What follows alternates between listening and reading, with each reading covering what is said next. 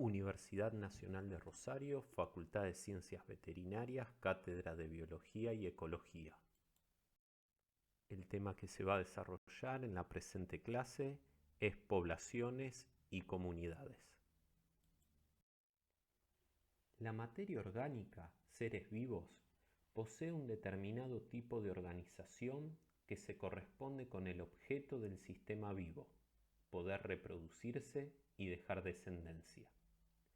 Este grado de organización responde a una tendencia que permite desarrollar una combinación entre la estructura y la función de los seres vivos, que si bien parecen como muy diferenciados unos de otros, responden a una forma que resulta común a todos ellos y en general se acepta en un esquema basado en el criterio de construcción de una escala de complejidad creciente. La diversidad biológica presente en el planeta presenta una enorme variedad de formas y estrategias de supervivencia que bajo una mirada superficial podrían parecer heterogéneas y dispersas. Sin embargo, el gran número de organismos que componen la biodiversidad responden a un esquema básico que responde a la lógica de un modelo exitoso que combina estructura y función, que ha logrado diversificarse a través del tiempo a partir de un proceso inicial común a todos, mediante lo que hoy conocemos como evolución biológica. Las características de cada especie, de cada tipo de organismo, responden a una particular combinación de factores que le dieron origen a lo largo del proceso evolutivo biológico del planeta. Algunas formas muy antiguas y muy simples aún perduran hasta nuestros días. Otras se han extinguido y otras nuevas se han generado. En forma continua, la evolución sigue generando cambios. En este contexto, la materia viva se ha organizado de tal forma que podemos explicarlo a través de un sistema de complejidad creciente. Desde sus formas más simples hasta los organismos más complejos, todos responden a una organización que denominamos niveles de organización de la materia viva. Es un modelo que representa la forma en que a partir de las más simples partículas elementales se van desarrollando agregaciones cada vez más complejas que dan forma a los sucesivos niveles de organización.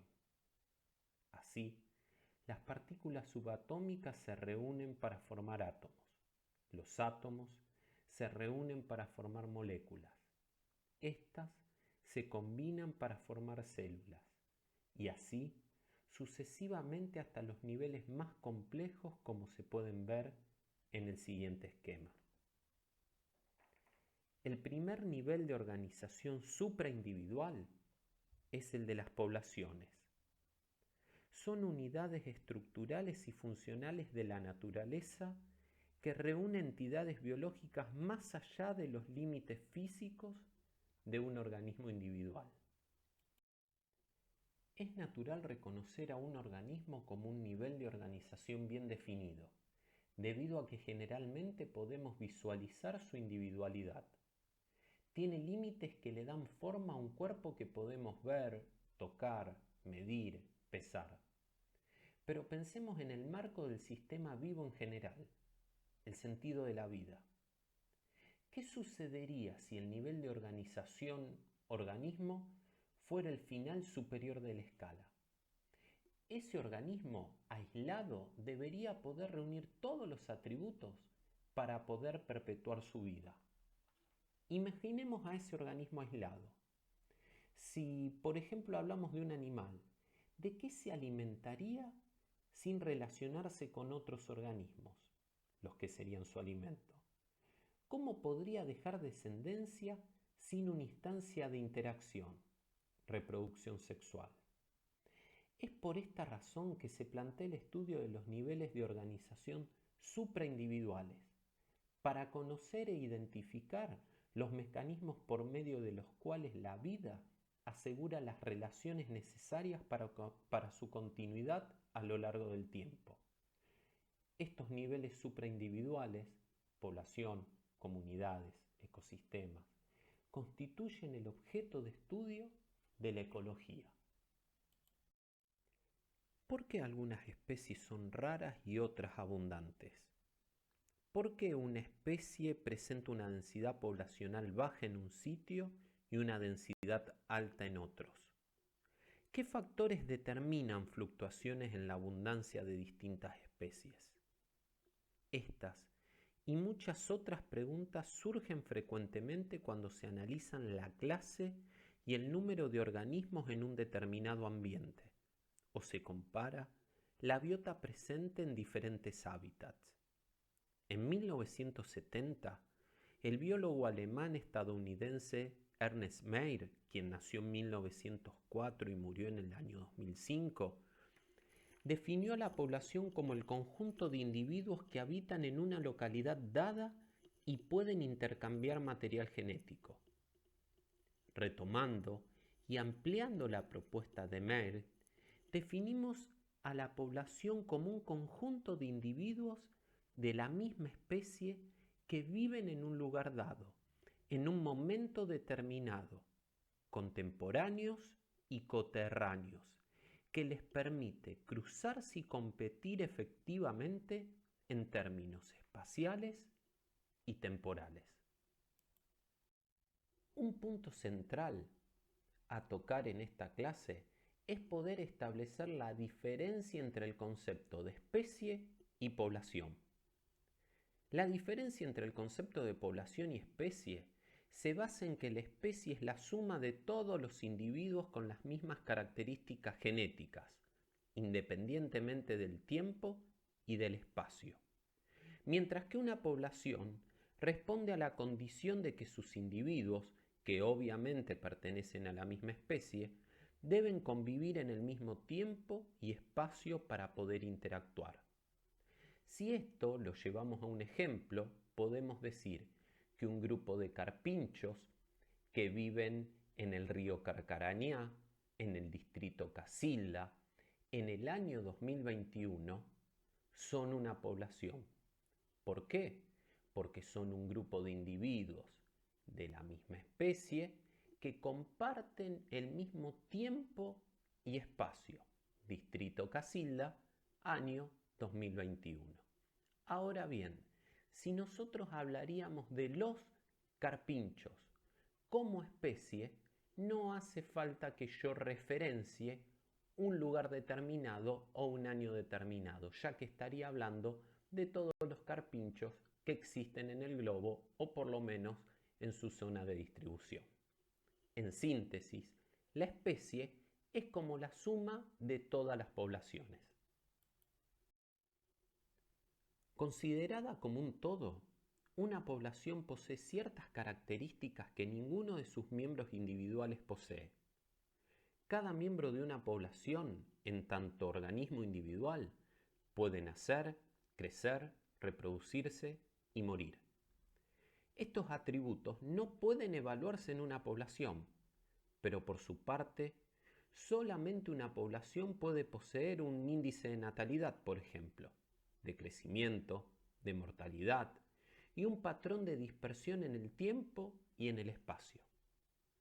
Las poblaciones se perpetúan en el tiempo a través de mecanismos de homeostasis, es decir, procesos que mantienen una cierta estabilidad adecuada a las condiciones ambientales. Si estas condiciones se mantienen, la población no sufrirá cambios significativos. Si las condiciones cambian, la población cambia y se adapta, o de lo contrario, desaparece. En este caso, se presentan aquellos parámetros de las poblaciones que vamos a desarrollar en las próximas diapositivas. La densidad, por ejemplo, de una población se ve afectada por la natalidad, por la mortalidad, por la inmigración y la emigración. El crecimiento de una población puede ser en S o en J. A una población la podemos estudiar a partir de las estructuras por edades que posea. En una población podemos encontrar individuos en edad prerreproductiva, reproductiva o posreproductiva. Su distribución o dispersión puede ser de manera heterogénea, lo que genera que a los individuos que constituyen esa población los podamos encontrar de forma agrupada, de forma uniforme o simplemente al azar. La densidad puede definirse como el número de individuos que una población puede sostener en el ambiente en el que vive. Una población tiene requerimientos que se relacionan al territorio que ocupa. Utiliza recursos como nutrientes, el agua, un espacio mínimo a ser ocupado por cada individuo y, en el caso de poblaciones animales, lugares de refugio para la cría, para el apareamiento. En función de ello, cada población tendrá un determinado número estable de individuos por unidad de área, que se denomina densidad. Entonces, podemos definir que la densidad es el número de individuos por unidad de área. Dado que existen numerosos organismos de pequeño tamaño o que resultan ser de dificultosa identificación individual, por ejemplo, especies vegetales como la gramilla, que por tener reproducción vegetativa se multiplican en un manto continuo, en el que es difícil o prácticamente imposible poder separar individuos, también puede calcularse y definirse la densidad como la biomasa por unidad de área o de volumen.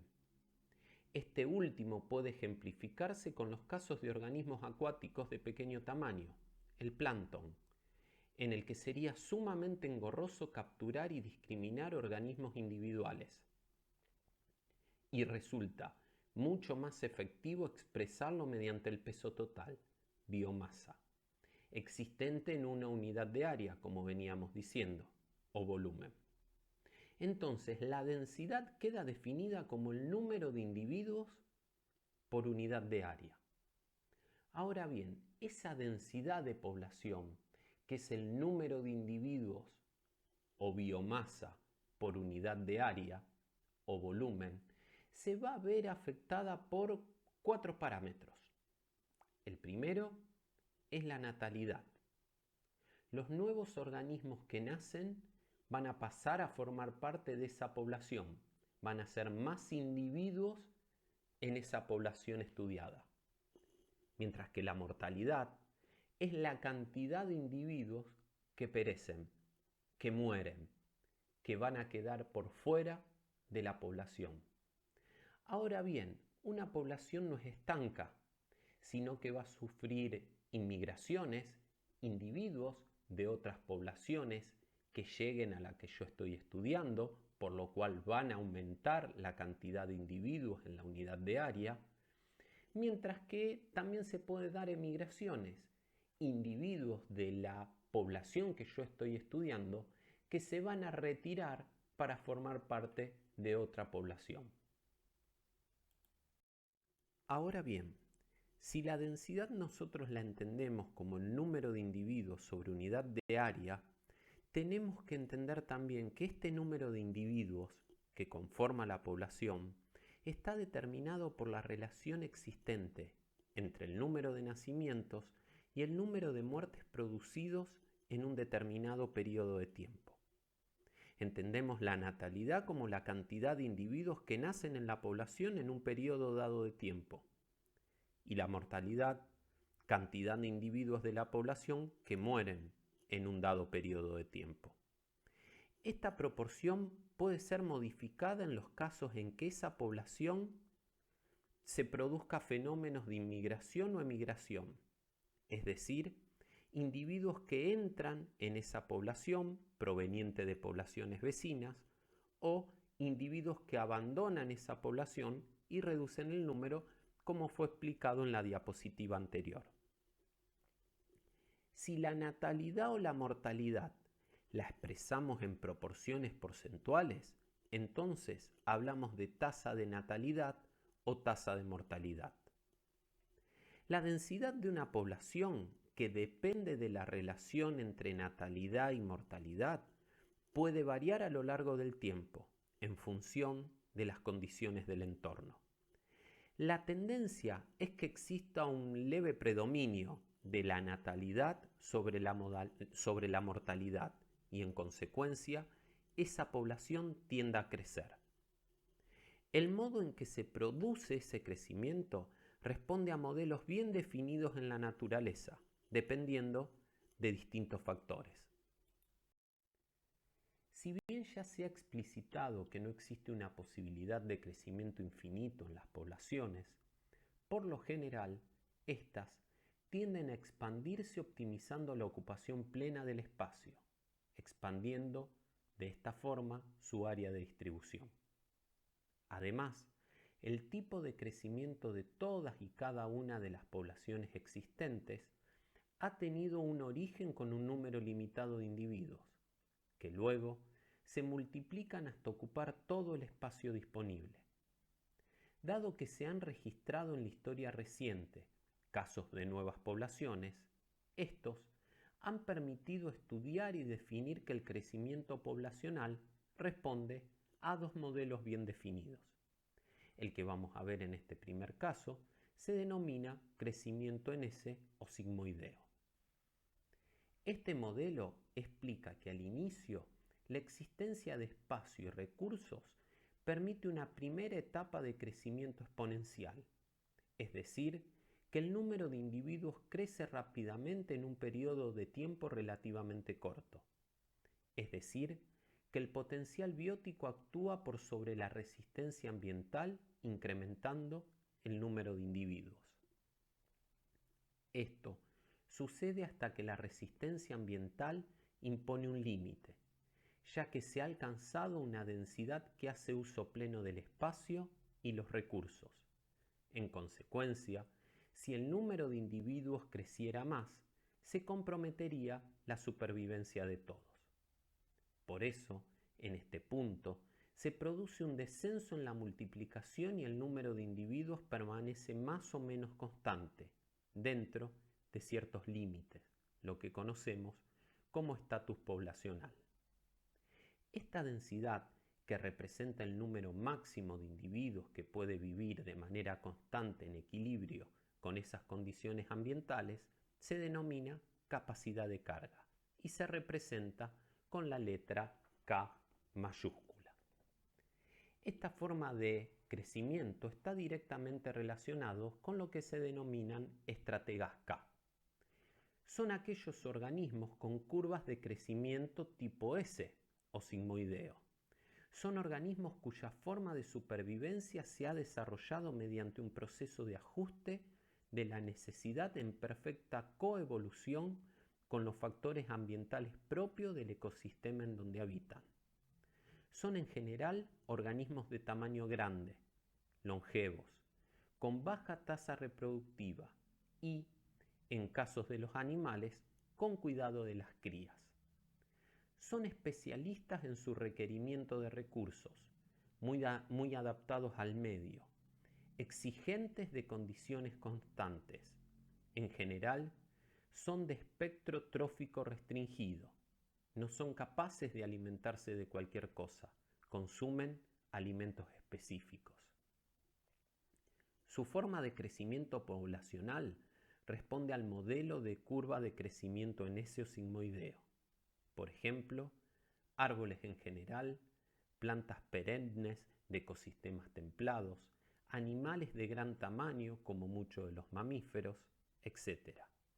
Son en general los organismos, plantas y animales más representativos de los ecosistemas que han alcanzado su madurez y permanecen más estables a lo largo del tiempo.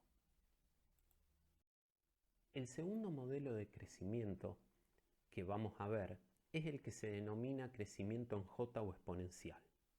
El modelo se inicia del mismo modo que el S o sigmoideo, es decir que al inicio la existencia de espacio y recursos permiten una primera etapa de crecimiento exponencial, es decir que el número de individuos crece rápidamente en un periodo de tiempo relativamente corto.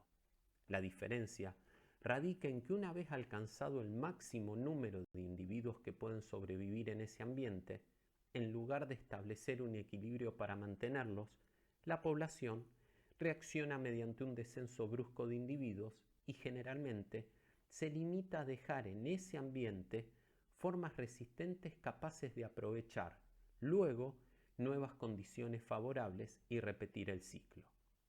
Como ejemplo podemos dar las plantas anuales que dejan sus semillas, o en animales pequeños aquellos que dejan huevas o etapas de la metamorfosis resistente a condiciones ambientales adversas. Ahora bien, el tipo de crecimiento en J o exponencial está directamente relacionado a una estrategia de vida. Esta es la estrategia de vida de la R. Estos organismos responden, como bien dijimos, al tipo de curva de crecimiento en J o exponencial. Son especies cuyos mecanismos de adaptación les ha permitido desarrollar un conjunto de estrategias de supervivencia en un rango más amplio que los K. Su manera de asegurar la permanencia y reproducción responde a su capacidad de tolerar variaciones más amplias en sus exigencias, con posibilidades de acceder a distintos requerimientos materiales y energéticos, con menor especificidad que los estrategas del tipo K. Son en general organismos de pequeño tamaño, de corta vida, con una alta tasa reproductiva, en animales sin cuidado de la cría. Son generalistas, es decir, poco especializados o poco exigentes, lo que se traduce en que poseen un espectro trófico amplio. Son capaces de consumir una variada gama de alimentos. Su forma de crecimiento poblacional responde, como ya mencionamos, al modelo de la curva de crecimiento en J o exponencial. Son ejemplos de estrategas R las plantas anuales, cuyos ejemplares desaparecen en la estación desfavorable, dejando propágulos que regenerarán la población en la próxima estación favorable. En animales, como también mencionamos anteriormente, muchos invertebrados, animales pequeños, que de la misma forma, ante la estación desfavorable, mueren los adultos, dejando formas de resistencia hasta la nueva oportunidad de restablecer la población. El nombre de estrategas de la R responde al criterio que son organismos cuya forma de asegurar descendencia depende de una reproducción numerosa que no será protegida por los progenitores y, dado el alto número de individuos, podrá multiplicarse aunque existan muchas pérdidas. Cuando se habla de estructura por edades de una población, se hace referencia a edades ecológicas y no a edades cronológicas. Desde el punto de vista ecológico, la vida de un organismo tiene 3 períodos, que son independientes de su edad cronológica, es decir, de su tiempo de vida. Ellas son la etapa prerreproductiva, la etapa reproductiva y la etapa posreproductiva. Obviamente, la duración relativa de estas etapas varía mucho de acuerdo a la especie y por eso no es posible utilizar la edad cronológica sino saber el número de individuos que la población tiene en cada una de las edades ecológicas. El criterio de edades ecológicas ha sido desarrollado con el fin de aplicarlo a la evaluación del estado de una población, en base a que biológicamente la población podrá perpetuarse a sí misma solo a través de su capacidad reproductiva, cuestión que es dependiente de la proporción de individuos que posea en edad de reproducirse. De la relación proporcional entre estos individuos reproductivos con los que ya la han superado y no pueden reproducirse más, posreproductivo, y los que todavía son jóvenes y entrarán en edad reproductiva a futuro, prerreproductivos.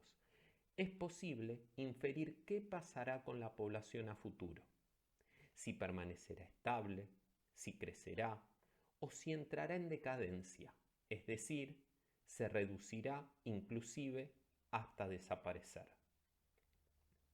Entonces, las edades ecológicas constituyen un parámetro poblacional que se utiliza para estimar lo que sucederá con ella en base a la cantidad de individuos que se encuentren en el estado prerreproductivo, reproductivo o posreproductivo. Si construimos un gráfico en base a la comparación entre las edades ecológicas y el número de individuos que tiene cada una de ellas, podemos identificar tres situaciones: poblaciones en expansión, poblaciones estables o poblaciones en decadencia. Población en expansión es el caso en que, construido el gráfico comparativo de número de individuos sobre edades ecológicas, el resultado arroja un gráfico como el que se presenta a continuación. Lo que nos muestra este gráfico es que el número de individuos en estado posreproductivo es menor que el de la generación siguiente, reproductivo, y estos, a su vez, son más numerosos que los de la generación subsiguiente, prerreproductivos. La lectura nos indica que, en este caso, cada generación ha tenido la capacidad de dejar mayor descendencia que la anterior. Por consiguiente, es esperable que, de mantenerse estables las condiciones ambientales, esa generación pueda crecer y expandirse en el futuro.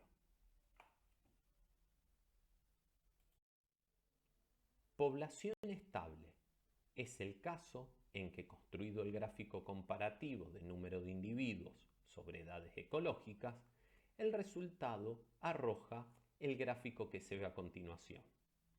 En este caso, lo que nos muestra este gráfico es que el número de individuos en estado posreproductivo, los reproductivos y los prerreproductivos es aproximadamente equivalente, es decir, que hay un número similar de individuos en cada una de las tres edades ecológicas. La lectura nos indica que, de mantenerse estables las condiciones ambientales, esa población permanecerá estable o en estado de equilibrio. Población en decadencia es el caso en que, construido el gráfico comparativo de número de individuos sobre edades ecológicas, el resultado arroja un gráfico como se ve en esta diapositiva. Este gráfico nos muestra que el número de individuos en estado posreproductivo es mayor que el de la generación siguiente, reproductivos, y estos, a su vez, son menos numerosos que los de la generación subsiguiente, prerreproductivos. La lectura nos indica que cada generación ha dejado menor descendencia que la anterior. Por consiguiente, es esperable que, de mantenerse estables las condiciones ambientales, esa generación se encuentre en decadencia, tienda a decaer o inclusive desaparecer. Mediante la observación de un ecosistema de tipo balanceado o paisaje natural, es posible que se lo perciba como una suma de plantas y animales cuya disposición, relaciones proporcionales, ubicación espacial y organización constituyan un conjunto heterogéneo de organismos que no responde a ningún patrón o lógica a la que pueda atribuirse un orden previsible. Sin embargo, en la naturaleza y como resultado del proceso evolutivo, la estructura y función de cada organismo y la del conjunto que ellos conforman en unidades de mayor complejidad, como las ya mencionadas niveles supraindividuales de organización de la materia viva, existen mecanismos de regulación y control que determinan atributos específicos a las especies y las relaciones que las caracterizan. Una de ellas es el modo en que los organismos, individuos, de una población hacen uso del espacio que habitan. las relaciones intraespecíficas, es decir, la forma en que los organismos de una misma especie comparten el espacio físico que ocupan, están determinadas justamente por tener necesidades similares o equivalentes. Comparten los mismos requerimientos, en consecuencia, cada individuo de una población requiere los mismos recursos, las mismas necesidades, los mismos refugios, compiten por la reproducción, por el alimento, etc. Entonces, el espacio se constituye en un recurso compartido pero disputado, en el que, de acuerdo a las características de la especie, será ocupado de diferente manera. En la naturaleza, las poblaciones adoptan en consecuencia distintas formas de distribución, dispersión, que en general responden a los siguientes modelos. Distribución al azar. En este tipo de distribución, los organismos de la población pueden encontrarse en cualquier punto del área de distribución sin que existan incompatibilidades significativas, y las distancias entre individuos es variable y puede modificarse en forma constante. En animales, por poseer movilidad, en plantas pueden existir agregaciones no homogéneas. Suele ser un tipo de distribución en la que los organismos de la población son poco exigentes y la disponibilidad de recursos no es un factor limitante. En la naturaleza es el modo menos frecuente de distribución, dado que los requerimientos de cada individuo en general imponen restricciones a las distancias que los separan. Distribución uniforme. En este caso, los requerimientos de cada individuo demandan un área mínima para poder sostener sus funciones vitales, haciendo que la proximidad entre ellos se vea condicionada por el acceso a los recursos, por lo cual siempre existirá una distancia mínima que los separe. En función de optimizar el aprovechamiento del espacio disponible, cada individuo guarda esa mínima distancia con el resto de la población, lo que deriva en un patrón homogéneo que constituye una trama relativamente uniforme.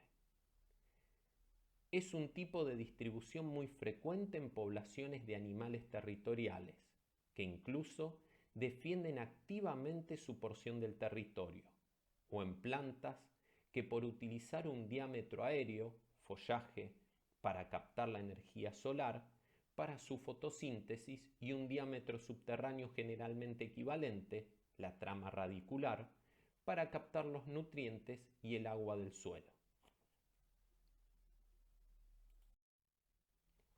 Distribución agrupada. Muchas especies animales tienen hábitos gregarios, es decir, que tienden a establecer grupos de individuos afines, a veces hembras con crías, en otros casos harenes de un macho y varias hembras, con el fin específico para el desarrollo de estrategias de supervivencia. En plantas, es frecuente que por el modo de distribución de sus semillas, por ejemplo cuando se dispersan con el viento, el alcance de las mismas se limite a la distancia que puede recorrer en función del agente de dispersión, y tienden a formar grupos de individuos alrededor de la planta madre. Esta forma de distribución se denomina agrupada. Por último, podemos mencionar la distribución uniformemente agrupada, dado que en muchos casos, en las especies de hábitos gregarios, agrupadas, se ejercen las mismas fuerzas de competencia que se describieron para la distribución uniforme. Los grupos conformados compiten con sus grupos vecinos de la misma forma que los organismos individuales lo hacen en la distribución uniforme, de tal modo que se establece otra modalidad de distribución en la que los grupos guardan una distancia uniforme con sus grupos vecinos, constituyendo una forma de ocupación del espacio que se denomina, como mencionamos anteriormente, distribución uniformemente agrupada. En ecología se denomina comunidades al conjunto de organismos de diferente especie que viven en un lugar dado y un momento determinado, también llamada biocenosis. Pueden definirse en forma sencilla como un conjunto de poblaciones contemporáneas y coterráneas.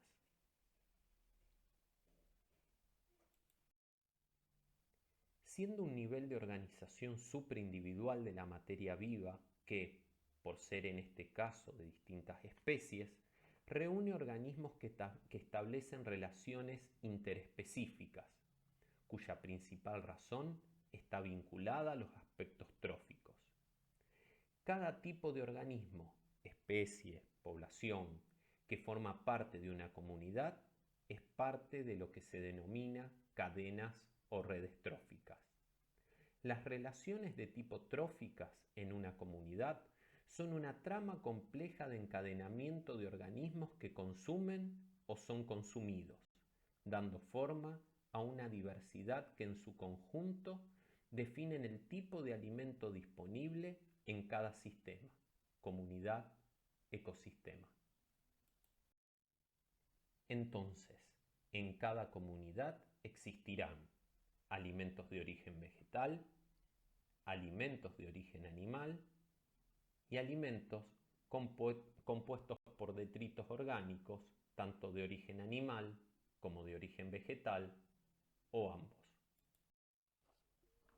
Estos alimentos son provistos o tomados en todos los casos por los organismos existentes que clasificaremos en base a su régimen alimentario en productores, son organismos autótrofos, como por ejemplo vegetales verdes, fotosintéticos, que son capaces de sintetizar su propio alimento, mientras que los consumidores, heterótrofos, son todos los demás organismos incapaces de producir su propio alimento y que dependen de manera directa de los productores.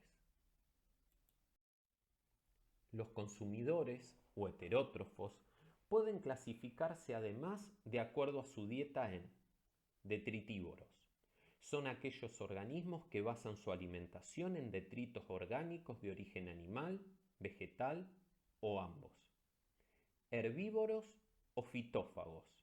Se alimentan en forma exclusiva de materia orgánica viva de origen vegetal. Carnívoros o zoófagos. Este grupo abarca a los depredadores en general, que incluye a todo animal que caza, mata y devora sus presas. Carroñeros. Este grupo no siempre se incluye en las clasificaciones, pero la importante función que cumplen es de limpieza que efectúan en los ecosistemas. Son aquellos que consumen cadáveres. Por último, omnívoros. Todos los organismos que incluyen en su dieta diferentes combinaciones de vegetales, animales y detritos. Las relaciones sociales en la comunidad. En la comunidad biótica o biocenosis, como nivel de organización que reúne organismos de diferentes especies, se producen relaciones interespecíficas que resultan de la interacción de dichas especies a lo largo del proceso evolutivo y se consolidan conformando lo que se denomina relaciones sociales, que forman parte del comportamiento o estrategia de supervivencia de cada una de ellas y se repite generación tras generación como un proceso inherente al modo en que dichas especies adoptan para perpetuarse a través del tiempo. Tales relaciones adoptan diferentes formas, siendo algunas positivas para una especie y negativas para la otra. En otros casos existen beneficio mutuo y aún en otros resulta de carácter más bien neutro. Se presentan a continuación las principales formas de relaciones sociales dentro de la comunidad. Parasitismo. Es la relación de dependencia entre dos organismos, uno de los cuales, el huésped o parásito, obtiene su alimento de los tejidos del otro, hospedador, marcando un claro beneficio unilateral. Se trata de una relación social o consorcio sumamente especializado, en el que por lo general existe un notable proceso de coevolución entre ambos, lo que permite definirlo como un estado de equilibrio poblacional entre el parásito y el hospedador. Parasitoide. Son aquellos organismos que comienzan atacando a un hospedador como un parásito, pero acaban matándolo a modo de un depredador, aunque conforman al final un cuadro parecido al presentado por el denominado sistema predador-presa.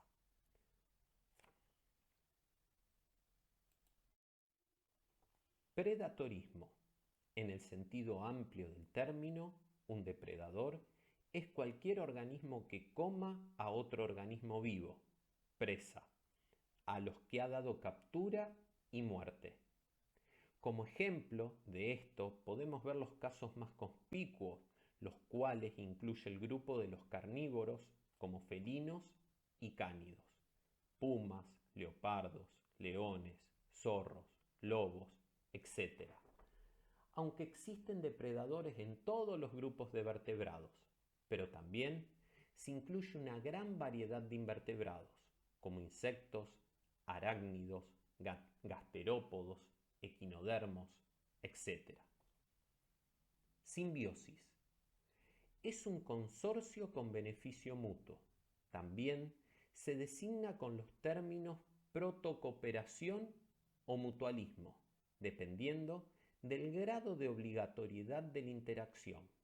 Por ejemplo, muchos insectos, abejas y aves, colibríes, se alimentan del néctar obteniendo su sustento, a la vez que la planta se beneficia con el aporte de la polinización. También los líquenes, que son la unión de un hongo con un alga, construyen una estructura morfológica conjunta y novedosa, más resistente que sus formas por separado, permitiéndole de esta manera colonizar áreas más extensas.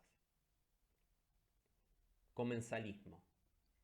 Es un consorcio en el que uno de los organismos, el comensal, utiliza parte de los alimentos de su hospedador, pero sin causarle perjuicio. Como ejemplo, las rémoras, pequeños peces de agua salada capaces de adherirse a animales de mayor tamaño y mayor fortaleza, como los tiburones. También algunos microorganismos son comensales. En una columna de agua, los microorganismos que viven más cerca de la superficie suelen beneficiarse de la luz solar, indispensable para su desarrollo. Sus sustancias de desechos viajan por la columna de agua hasta llegar al fondo, donde escasea la luz solar y el oxígeno. Aquí, microorganismos anaeróbicos que no necesitan oxígeno para vivir toman como fuente de nutrientes y energía las sustancias que llegan desde la superficie. Epibiosis. En ella, uno de los organismos, el epibionte, se fija en la superficie del hospedador sin obtener otro beneficio que el de sostén y sin causar mayores perjuicios de acuerdo con el tipo de organismo que actúe. Como soporte se clasifican en epífitos, cuando viven sobre plantas, o epizoicos, cuando viven sobre animales. Ejemplos: plantas que viven sobre otras plantas sin parasitarlas, con el solo fin de alcanzar mayor altura y captar de esta manera mayor luz solar. Animales marinos sésiles, fijos, que viven sobre el caparazón de otros animales sin causarle perjuicios y de esta forma obtener movilidad. Parámetros o atributos de las comunidades. Así como se han definido elementos propios de las poblaciones que se utilizan como parámetros para su evaluación y caracterización, las comunidades poseen sus propios atributos que nos permiten definir sus propiedades para identificarlas. En tanto, constituye un nivel de organización supraindividual de múltiples especies. Una comunidad biótica se caracteriza por el tipo y el número de organismos que la componen. Los parámetros o atributos de una comunidad son, en primer lugar, la diversidad alfa o riqueza específica. Es la forma más sencilla de describir la biodiversidad, ya que se basa únicamente en el número de especies presentes, sin tomar en cuenta el valor de importancia de las mismas. 2. Abundancia. Este término se refiere al aporte, por ejemplo, expresado en cantidad de individuos o biomasa, de cada especie dentro de la comunidad en estudio. Puede expresarse numéricamente en forma absoluta, siendo la medida del número de individuos o biomasa respecto al total de los individuos o biomasa de todas las especies presentes, o de forma relativa, en cuyo caso representa la proporción expresada en porcentaje que esta especie representa respecto al total de las especies presentes en la comunidad en estudio. En esta diapositiva podemos observar que si bien en ambas comunidades existe la misma cantidad de especies, al haber una abundancia dispar entre ellas, podemos concluir que la comunidad número 1 es más biodiversa que la comunidad número 2, por el simple hecho de ser más equitativa en términos de unidades de abundancia. Un ecosistema en estado estacionario, estático, es muy extraño que permanezca en el tiempo. En sentido estricto, resultaría prácticamente imposible. La sucesión ecológica representa esos cambios en las comunidades bióticas. En sentido simple, la sucesión ecológica es el proceso de cambio de las comunidades a través del paso del tiempo. La sucesión ecológica se caracteriza por atravesar distintas etapas, desde el inicio hasta el final. Estas se denominan etapas erales y cuando se llega a la de máxima madurez, se denomina etapa clímax. La sucesión ecológica puede ser de tipo primaria o de tipo secundaria. Ambas atraviesan el mismo tipo de proceso de transformación, las mismas etapas erales, pero se diferencian por su origen.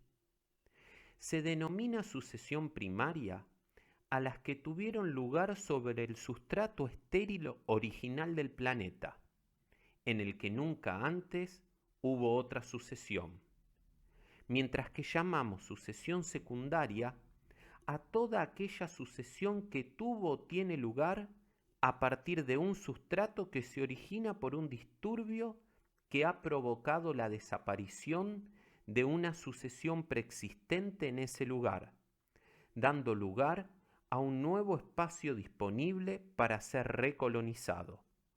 Es un lugar donde ya hubo una sucesión original en el que el disturbio la hace desaparecer y da lugar al comienzo de otra comunidad.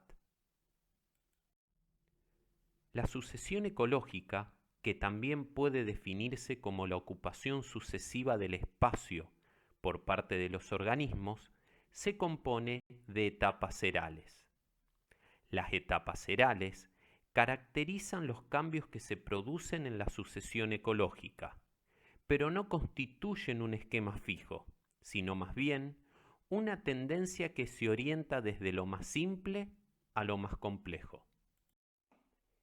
La tendencia de esos cambios, desde el inicio hasta el final, se caracterizan por aumento de la biomasa total y muy principalmente en las partes menos activas, Reducción del tiempo de permanencia de los elementos bioquímicos en los organismos.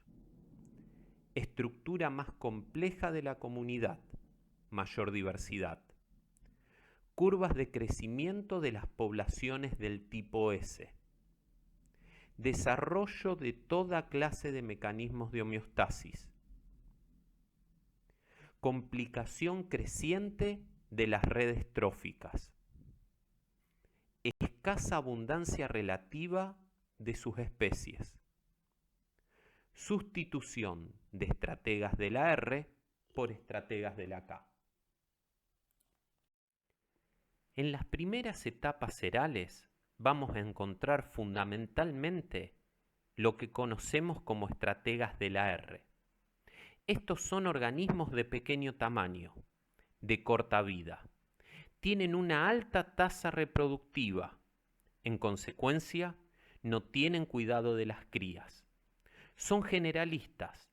Esto quiere decir que son poco especializados, por lo que su espectro trófico es relativamente amplio. Poseen curvas de crecimiento del tipo en J. A medida que el sistema va madurando, se va a observar una sustitución de estrategas de la R por estrategas de la K. Si recordamos, estos son organismos de tamaño grande, longevos. Tienen una baja tasa reproductiva y aquí sí vamos a encontrar cuidado parental, cuidado de las crías. Son especialistas, muy adaptados al medio. Son exigentes. Esto genera que tengan un espectro trófico restringido. Su curva de crecimiento es de tipo en S o sigmoidea. La interacción de las especies con el ambiente introduce cambios que generan nuevas y mejores condiciones para otras que las van sustituyendo. A partir de las especies pioneras, las primeras que llegan, el ambiente se va modificando y nuevas especies encuentran condiciones favorables, de manera que se produce una sustitución progresiva hacia etapas de mayor madurez. Como ejemplo, podemos ver en la primera foto el estado de inmadurez a partir de un sustrato que no está ocupado por ninguna especie, ni animal ni vegetal. Con el paso del tiempo, aparecen muchos ejemplares de pocas especies, lo que denota una alta abundancia con una baja diversidad. A medida que las etapas serales se van sucediendo, se va alcanzando un máximo nivel de ocupación del espacio disponible con plantas y animales diversos. Podemos observar muchas especies con pocos ejemplares. Esto lo podemos traducir en una baja abundancia y alta diversidad. La diversidad de especies presentes responden al tipo de estrategas de la K. Se multiplican las relaciones tróficas en redes de mayor complejidad. Existe mayor estabilidad. Esto quiere decir que si algún factor afecta a alguna de las muchas especies presentes, la comunidad se ve menos afectada y tiene mayor capacidad para mantener su estabilidad, mayor posibilidad de interacciones biológicas. Aumenta la biomasa, hay mayor complejidad, estabilidad y resiliencia.